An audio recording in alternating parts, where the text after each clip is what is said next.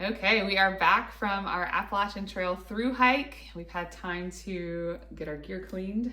Yep, got it cleaned and packed away, and now we've pulled it back out for our long-awaited gear review. Yes, so we're gonna dive right in and go category by category, talk about what worked for us, what didn't, what broke, what we replaced, what we added, and we're gonna have each of the kids highlight a gear item that in particular just stood out to them that they really enjoyed or didn't, or whatever the case may be. Yep. So let's do it. We're the Six Pack Hikers.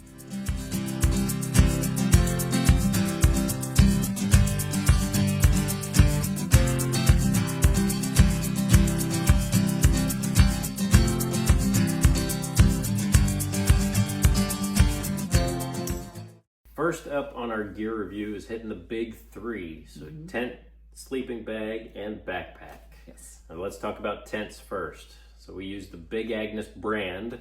We had the copper spur, the tiger wall, and did phenomenal for us. We really enjoyed them.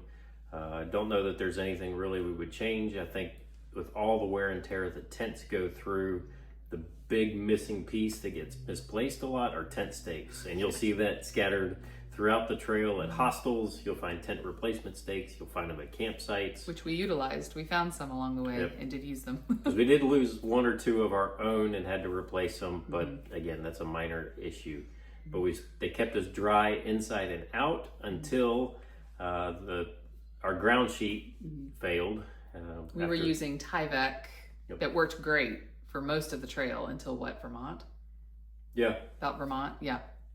So we had to replace it come Vermont because it just developed some pinholes in it from sticks and rocks, and just had to replace it. The one change that we would make with our tents, again, we used the copper spur and the tiger wall from Big Agnes, but the tiger wall was just a little bit smaller of a footprint, and so we'd upgrade that one to a copper spur just to get a little bit more square feet, have a little bit more room to spread out inside the tent. Yes, and also the copper spur is completely freestanding. And so the tiger wall was only partially freestanding, which made it a little tricky when we got into the whites and had tent pads. Had to get a little more creative with how to stake Two of the corners of the tent. So the copper spur was a little easier in that regard. Yep. Moving right through the big three, next up is packs. And I'll start off. I had the Osprey Aura 65 liter. Loved it. I loved it before we got on trail. Loved it on trail. It is not the lightest pack, but it was very comfortable. A lot of good padding. It held up really well. I don't really even have, it faded in the sun. You can see this used to be this red color, so it definitely faded through the hike. My only complaint with this particular pack is the hip belt pockets are, I don't know if you can really tell, but they're curved on the top, which makes it difficult to unzip when it's on you to the side because you're reaching back and trying to go up and over to unzip it. So I ended up not using these for anything that I was going to be accessing regularly. I used a fanny pack for my snacks and chapstick and sunscreen and all that kind of stuff.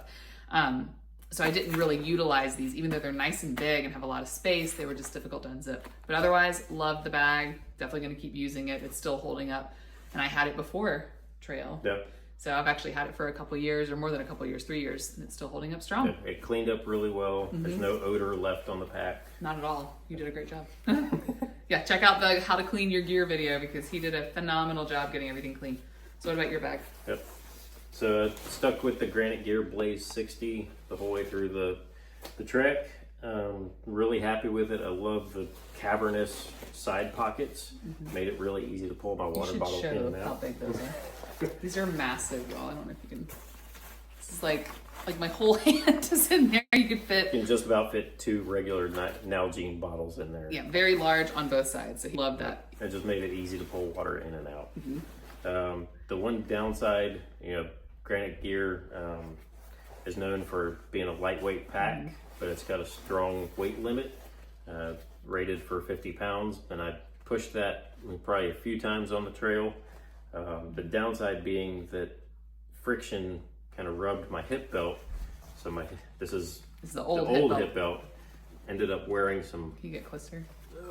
It's the hip belt pocket with the zip, but it ended up wearing a hole through just from the shoulder strap, kind of rubbing down at that low point, and I think that's just for me weight. having the pack too heavy. But Granite Gear has the rock solid warranty and replaced the hip belt for me, so it was just perfect. It's got the new one on here now, and it's like brand new, and there was no issue. They responded really quickly and fulfilled that warranty. Really happy with the warranty. Yes. In terms of the kids packs, you pull up the notes. We had to like make notes about all of our thoughts. Let's see. Serenity and Sunshine both had the REI Flash 55. I have Sunshine's here, and for the most part, they really liked their bags. Yep. What we would have changed, or moving forward, what we would change is getting them something more like the Osprey that has more padding. So both Sunshine and Serenity had a lot of hip pain towards the end. Not a lot of hip pain, but they had hip discomfort. And there is you can't really see. There is a decent amount of padding on the hip belt, but it's not as significant as my pack. And I dealt with far less issues with my hips despite carrying more weight. So their bags just didn't carry the weight as well long term, I guess we'd say. Yeah. But they held up well. They did. I think Serenity's ended up, this is Sunshine's, but Serenity's tore, where was that? Right in here. Yeah, somewhere on the strap. Tearing off of the shoulder strap a little bit. And we realized that came down to how she was putting the pack on. So she had everything cinched down really tight, left it that way, and then always picked it up from the same side and slung it around. So once we, kind of coached her on that, there was no further tearing. So I think that was more user error than a bag failure. And then you want to talk a little bit about Energizer and Tunes? Yeah, so Energizer and Tunes used a Deuter, which was fantastic. Both packs were wonderful. They held up really well considering the abrasion that the kids put them through, sliding over rocks. Well, and throwing them down at camp. Yeah. So they, being younger too, didn't necessarily take as good a care of their pack, but it cleaned up great. Yeah, it looks really, really nice. No holes developed in the bottom of it, which was great. That one downside that we still are kind of, have a knock against the pack is only the one hip belt pocket. It's really small. There's just the other side, there's just this little hook strap for like a carabiner or something. So I think we did supplement that, all of our packs, with a fanny pack, and you and the kids really enjoyed the fanny pack. Just me and Energizer and Tunes. Yeah, just 3 fanny packs. We enjoyed having that space for sure, but it would have been nice if it was on the pack itself. Now these are cool because we were able to adjust on trail as they were growing, as Naomi, or Tunes and Naomi. But since we've been home, it's all regular names, so I'm trying to shift back to trail names. Tunes and Energizer grew significantly on the trail in height, and so you can shift the location of the shoulder straps, which was a benefit on trail, so we could respond to that growth. Yep, and since we've got it here, her pack still has the water bottle pocket on the shoulder strap. We did have to replace that about halfway through the trail. The cheap ones we bought off Amazon did not hold up. They developed holes in the mesh. They developed broken buckles, and just poor quality. So we upgraded to the Z-Packs water bottle holder, and it was fantastic. Oh yeah, these are great. I mean, there's no wear and tear at all. They're a little pricey, but they're well worth the investment. Yes, and even something as simple as this little loop that goes over the top of your water bottle to hold it in made a huge difference, because our other ones didn't have that, and we would lean forward and sometimes the water bottles would fall out. So definitely a good upgrade that we invested in. Yep. Moving right along with the big 3, it's time for sleeping quilts. Yep. We've got the Enlightened Equipment, Revelation, and Enigma sleeping quilts. They're all rated for 20 degrees, which kept us plenty warm on the trail in the winter and wasn't too hot in the summer. We just used it as a light layer on those 50 and 60 degree nights in the summer. But no issues. The fabric held up great. We never had any tears that we had to fix. They were quick and easy to dry out when we got to town. Just lay them out. But yeah, and no complaints. They were fantastic. Yeah, and we layered those with liners. The kids had cocoon mummy liners, and then we had the Sea to Summit reactor liners. These both added about 5 degrees of warmth. And then on the extremely hot nights, where we had a couple of nights where it was in the 80s when we went to bed at 9 o'clock, we were only in these, or we might have laid on top of these. Yep. but these were fine. And then these doubled as laundry bags Which was great in town, which was fabulous and funny to see you strapped with lots of bags around you. Yep. And then under the quilt and the liner, what did we have? We had our sleeping pads. So we had 2 brands. One was the Cookware Deluxe By Big Agnes. Big Agnes, and then the REI Helix. Yes. Big Agnes brand, never had any issues with. We had 2 of these pads, never developed any holes, and granted it's a little on the heavy side in terms of sleeping pads, but it gives you a nice thick pad if you're, deal with some back issues and whatnot. Or if you're 40 plus and just need a little extra support. But on the flip side, the REI Helix. Yeah, we did end up with a couple of issues. You want to talk about that? Yep. So they did develop some holes. 2 of the pads did. Yeah.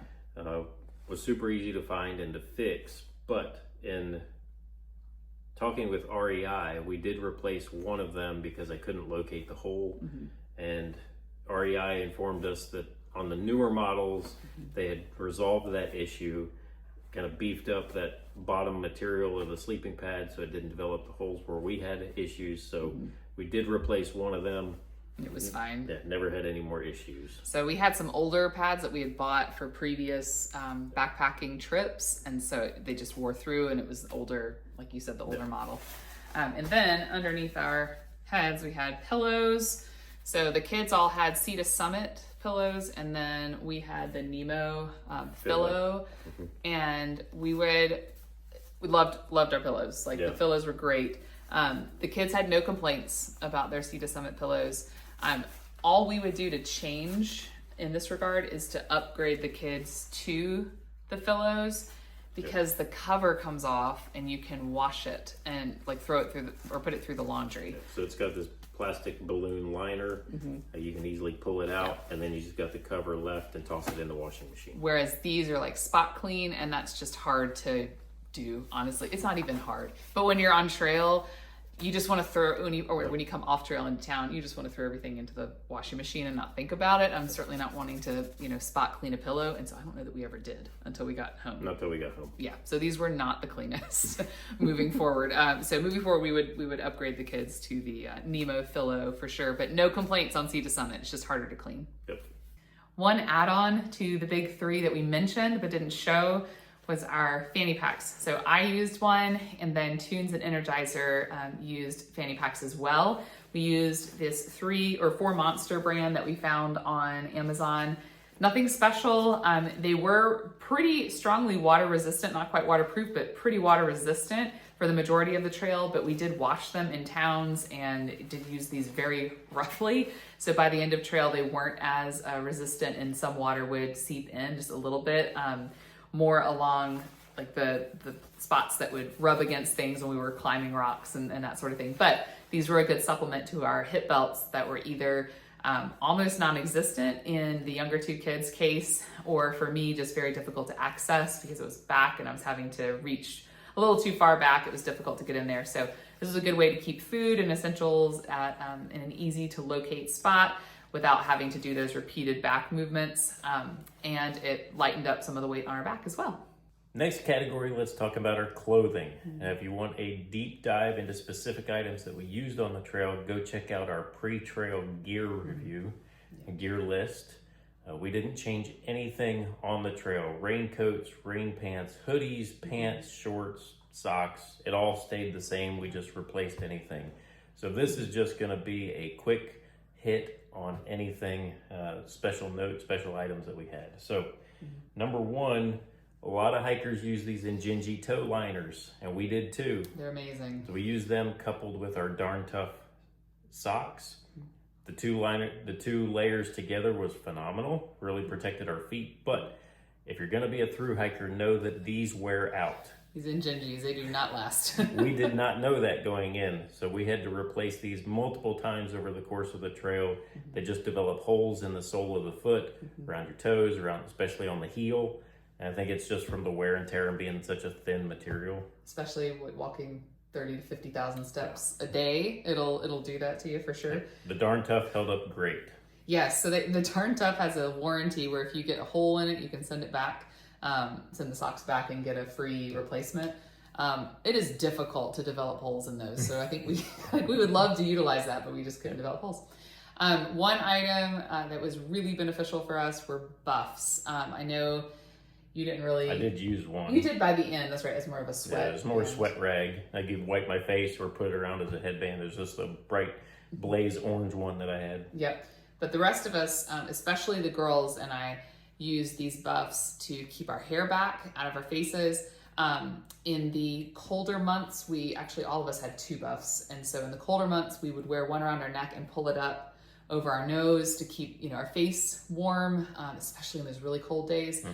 These were phenomenal. And like he said, they're multifunctional because he wore it more kind of bunched up around his forehead to keep sweat out of his eyes at times, and then as a sweat rag as well. Because we dealt with everything from 5 degrees up to 98 degrees. And those worked in all seasons. Yes, we used these the entire way.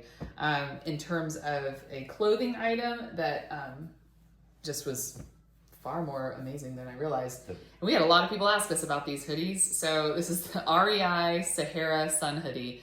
And you had a different brand, but the kids and I all wore these and they were amazing. They held up really well. The girls and I replaced ours midway through just because we had, this one's the replacement, so it's fine.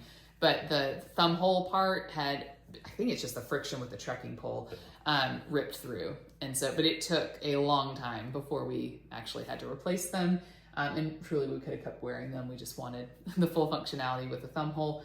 Really lightweight, it's a nice warm layer, even though it's thin. When it was cold out, it was great to have underneath the other layers. The hood was wonderful to block the sun, kept our necks from getting sunburned, also helped reduce bugs, because you treated these in permethrin, right? Mm-hmm. And so with this being around like really tight, because it would come up pretty far, it kept bugs out of our eyes for the most part, since again, you had kind of a permethrin layer by your face. We get a lot of questions as, why do you keep wearing long sleeves in the summer? Yeah. Well, one, like she just alluded to, it's a good bug layer. Mm-hmm. So you can spray this without spraying your skin. Yep. It's also good sun protection, so you don't have to worry about putting sunscreen on. But 2, it also does keep you cool. So for us, the trade-off for being too hot in the summer just meant that extra layer of bug and sun protection was well worth it.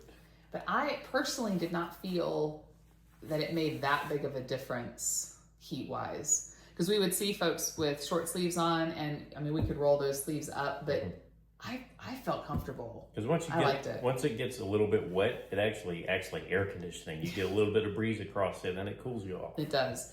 As another layer with bug protection, I don't think Energizer used his much. You guys y'all were rogue. I never used mine. The girls and I used our bug nets often, and they worked so well. So there would be times, especially when we got into deer fly season, up when we were really far into New England, these were wonderful. You'd still hear the deer flies. It didn't block the sound. You'd still hear mosquitoes, but they didn't get us through the bug net. So that helped with sanity a lot. The downside of these is they don't breathe, even though it's mesh. And it seems like, oh, you would get a breeze through there. It's very warm to have these on. So there'd be times where we would pull them up just to have some like breathing time and then put them back down. What else? The only other item, clothing wise or accessory wise, to mention that was just super, super awesome were our Kula cloths. And so these are just for feminine use, but for number 1, and it's amazing because otherwise you're using toilet paper and having to bury it every time you pee, and that's just no good. So these were great. They lasted. I think I replaced mine midway through because I was using one that I had before, and it was just time to replace it. But the girls, theirs lasted all the way through. I guess we lost a couple, didn't we? Yeah, we did in the laundry. A couple got lost in laundry, so we did have to replace those, but they didn't get replaced because they were busted or anything like that. But again, if you want to hear details on everything we wore, our convertible pants, which were amazing, zipping the pant legs off was great. Our coats, all of our winter accessories, hats, all of that. Watch our gear video from before, but just know that all of it worked well. The clothing was great. So the piece of gear that I found really useful on trail were the gaiters. In the beginning of trail, not all of us had Ultra Gaiters, and a lot of them had the REI gaiters, which had a strap on the bottom, which we don't have them for show because they were ripped up, and like whenever it would snow, they would make snowballs on the bottom of your shoe. And I used the Ultra gaiters the whole time, and I found them really useful because one time in the Rhode Highlands, it was going to be a yucky day the next day, and so we went up and hiked them to get views. And I didn't wear my gaiters, and I got a lot of rocks and sticks and other pieces of dirt and dust and stuff like that in my shoes. And so I really enjoyed having the Ultra gaiters, which really helped keep the stuff out of my shoes. Let's review our cookware for this trail, and we'll talk about a little bit about food storage as well. But I'm gonna kick it off with the Cedar Summit pot that we used. It's a nice big 5-liter. It's collapsible. It's silicone top with an aluminum bottom. Makes it great for cooking meals for as a family of 6 because it holds everything, and then I can just divide it up into the individual bowls that we carried with us.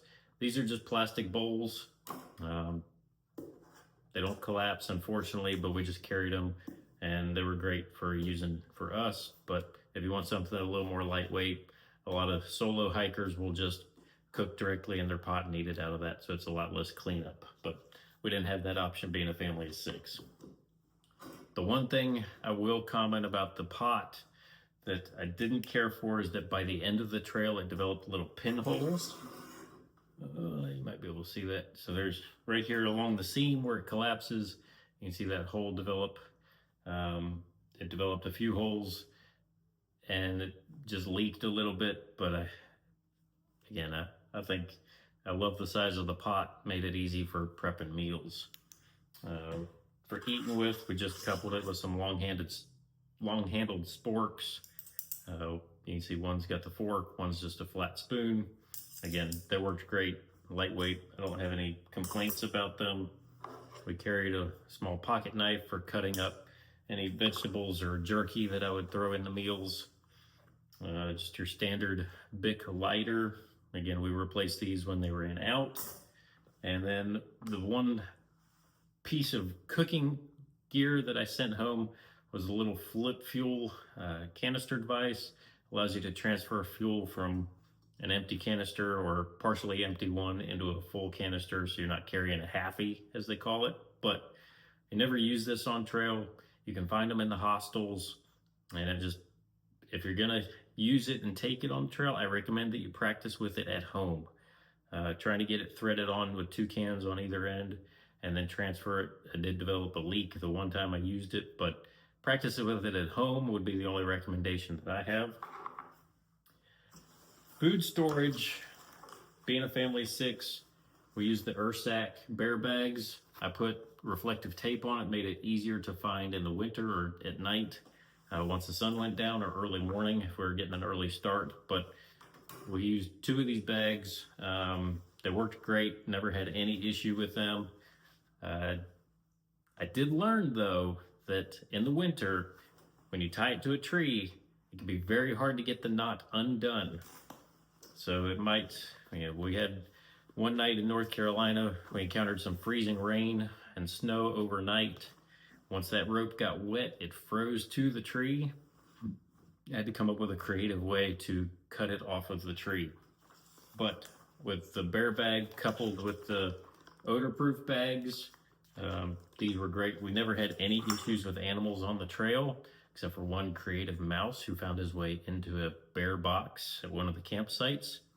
Got to some of the snacks, but he didn't get into the bear bags. It was just one of the Ziploc bags that we left loose, and he had a nice feast that night. But the odor-proof bags did great, coupled with the Ursack. We did have to replace those odor-proof bags a couple times just because that press and seal ended up breaking, but beyond that, never had any issues. So that's kind of the highlight of the cookware. So Energizer is going to talk a little bit about how we filtered water and how that whole system worked for us. So what kind of filter did we use? We used the Sawyer squeeze filters the entire trail. Yep. It worked pretty well. Yes, ma'am. What was hard about them early in trail?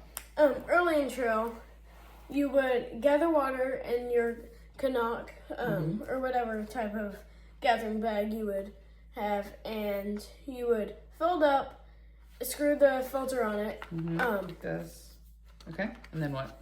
But the filters wouldn't screw into the water bottle, so you really needed 2 people to screw the or filter To squeeze it. to squeeze water. Yeah, we'd squeeze it down like this, and this part would be moving back and forth, and it would just be hovering above the water bottle. And we had people tell us to get something, which we'll say in a second, and we just kept forgetting to get it. But we finally got it, and what was it? The coupler filter. Yes. So where does it go on this thing? Right here. And then we could just screw what? We could just take the... Screw the water bottle onto the coupler. Then it would like hang like this. And then you could just hang it up on a tree and it would filter all by itself. Didn't have to squeeze. It was so much easier. But the filters did work well. None of us ever got any waterborne illnesses. And we had 2 of them. And we replaced them. Do you remember how different they felt when we replaced them? One was really heavy, the old one, and the new one was super light. Because it was full of all the gunk. The old one was full of everything it had been filtering out. Even though every time we went into town, we would use like the syringe and back flush our filters. We couldn't get everything out, could we? No. But the water filtration worked well, didn't it? Yes, ma'am. Let's talk tech. Hiking the Appalachian Trail in 2025 looks a lot different than it did even 20 years ago in terms of technological advances. So some of the items we had with us that we loved. Our Garmin InReach Mini. This is a satellite communicator. We used it every day, at least twice a day. We would send out a notification when we got on trail, letting our list of contacts know where we were planning to go. And then when we got to camp, we'd send a check-in just to say, hey, we made it to camp, and it would send our coordinates with any time we checked in. So our family and friends knew exactly where we were. It was very helpful for us. It worked, of course, when we didn't have cell service. We would check in with our phones here and there, but this was far more consistent for us that we used every morning and evening. You pay monthly for a subscription. I think it was $49 maybe a month. Well worth it for unlimited messages. We could also get weather reports with this for our exact location. Super helpful. So definitely enjoyed using that. We got it on a Black Friday deal, so we saved money. With all of our devices we were using on trail, we had 2 battery banks, different brands. We had one by Charmast and one by Anchor. I think this one was 28,000, whatever it is. I can't remember the unit of measure, but 28,000 things, and this one was 20,000. These worked very well. They held up. We would charge them in town, and then we could use them pretty much for 4 to 5 days, charge everything without any issue, and then need to get to town to charge again. Sometimes we would just charge at, like if we walked through a town, they would just have outlets somewhere. Often it was at a hotel though. But these were great, and we had far more devices than a typical single through hiker, of course, because we had, I think, 3 phones, an iPad, we had our Garmin, we had headlamps that needed to charge, and our flex tail pumps, which actually that's another tech thing I'll mention in a minute, all of which we had to charge. So those were fabulous for us. I used my iPhone 16, which I'm actually using right now, for videoing. I didn't have any kind of gimbal. I just held it in my hand when I was recording. And then I used the app Power Director for all of my video editing. Definitely enjoyed that. The iPhone worked great. The only drawback was storage. And so to work around storage limitations on my phone, because having all those video clips on the phone and then editing them together to longer videos, it just took up a lot of memory on my phone. So I got a 1 terabyte, I think it was just 1 terabyte, SD card, and then the little adapter that the SD card goes into. And I would pull all the video clips every few weeks off of my phone and onto the SD card, which worked very well in terms of storage on the phone. I used a Fitbit Charge 6, as did Remy, to check to keep track of our steps, our heart rate, and also the time. They worked very well. The bands got pretty worn out, but that's just typical with a Fitbit. We don't have Apple Watches or other smartwatches. This is the closest thing we have. But it was nice to kind of have an idea of our steps. I think our biggest day was somewhere in the 70,000s in terms of steps. We got to check our calorie burn as well. And then the kids didn't have their Fitbits with them. They have them at home, but they didn't use them on trail because there's too many things to charge. In terms of tracking our navigation though, we use the app Far Out, which most thru hikers do. Plenty of videos out there detailing that app. Well worth every single dollar spent buying the Appalachian Trail set of maps. I think there were 10 or more maps that were a part of that. All the information we needed was within that app. So definitely worth the investment there. Other pieces of tech, I did not grab our flex tail pumps out of the garage, but we had 3 of them and we used them to inflate our sleeping pads and they worked so well. It was one less thing at camp in terms of chores to really stress about. And so we would just get to camp, we had one of those per tent and you could just stick it on your sleep pad, turn it on. While that's inflating, you can be laying out your sleeping quilt and your liner and be working on pajamas. And it took about a minute, maybe a minute and a half to fully inflate our sleep pads. We did find that as we got further into the trail and the flex tails were used more and more and more, we would need to blow a little extra air into our sleep pads just to get them to the firmness that we wanted. But they still worked very satisfactorily for us. We all had headlamps. We started the trail, our younger kids, with these just basic Energizer brand headlamps. They worked fine, but they're battery powered, and so we would need to replace batteries every so often. Later in the trail, Nightcore actually sent us a couple of their headlamps that are rechargeable, and I have one that's rechargeable as well. It wasn't Nightcore, it was Petzl brand. It was really nice, but this is even brighter than my Petzl one. But the kids upgraded to these Nightcore rechargeable ones, which were great, because then again, we could use our battery banks to charge them instead of trying to track down batteries in town. That is about the extent of our tech, and there may be some items I'm forgetting, but we were overall very satisfied. We didn't, other than the headlamps, we didn't change anything on the tech side. So the piece of gear that helped me most on part of the trail, because I didn't have it the entire trail, was my umbrella. So when we started the trail, 4 out of the 6 of us had an umbrella, and I was not one of those because I thought I would be fine with my raincoat even if it was raining because it had like a little bill on it. And I learned around the Damascus area that umbrellas are not just used for rain. They can be used for shade, and that really got to me on that hot day. I was like, I just need an umbrella to make shade. So in Damascus, I got an umbrella from the gear store, and I used it for not only rain and shade, but when we got up in the Massachusetts area, I used it to create wind to get rid of mosquitoes. So it actually held up really well over the trail. The only real damage we had to it was just a few little scratches or pinholes from pine branches that would smack into it when I had it open in rain or going over blowdowns. We started with a Gossamer Gear brand, or 4 of us did, and then Damascus, I got the 6 Moon one, and an aspect I liked of it was the foam handle they like shaped for your hand. It's pretty cool. And if you're gonna hike in the rain, heat, or in mosquitoes in Massachusetts, definitely get one. So I'm gonna talk about our trekking poles. Mine specifically were Black Diamond. All of us used trekking poles the entire trail, but we had different brands. So I was pretty happy with mine. They were still like really functional by the end of the trail, although as you can see, my tip is just about gone, and my wrist straps did start peeling apart here. But I mean, they lasted 2,200 miles and I was still using them up Katahdin, so I'm very happy with them, and I'm glad we got the brand that we did. We'd be remiss if we didn't talk about first aid. The best first aid kit is the one that you are most comfortable with using yourself.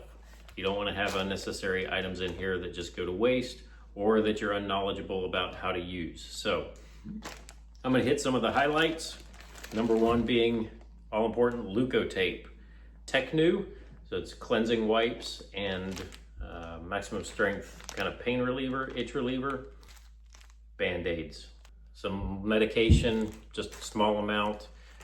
I did carry some larger pads with the number of falls that you deal with on trail. Good old vitamin I. Always carried Sting Kill with us. Finally, I carry kind of a little gear repair kit. Highly recommend taking a wilderness first aid class. Just teaches you some of the basics on how to respond in emergency situations, what to look for, and just all around, really important if you're going to be out in the woods. Thanks so much for watching. Hope that was helpful, giving you a little bit of insight into how our gear held up. Yep. If you have any questions, drop them in the comments below and we'll get to them as soon as we can. Yep. And stay tuned for more videos dropping each Friday on our channel. We'll see you there.